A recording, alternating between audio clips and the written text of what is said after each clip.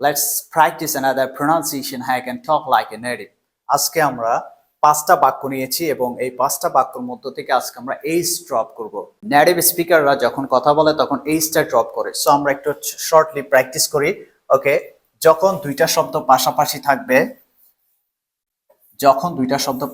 থাকবে, যেমন এটা আমরা উচ্চারণ করি সাধারণত টেক হিম।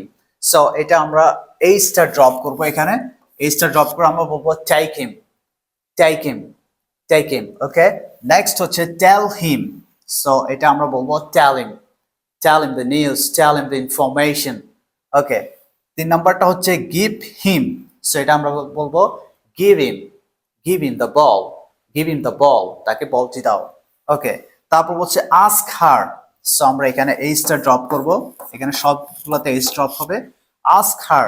সো আমরা বলবো ask her about the news, তাকে এই সংবাদটি সম্পর্কে জিজ্ঞেস করো। ওকে, লাস্ট হচ্ছে যে for his, এটা আমরা উচ্চারণ করব for is I bought a ball for his son, আমি তার ছেলের জন্য একটা বল এনেছি। Okay, that's all for today. Try to practice dropping A's when you are talking to people. That's all. Assalamu alaikum.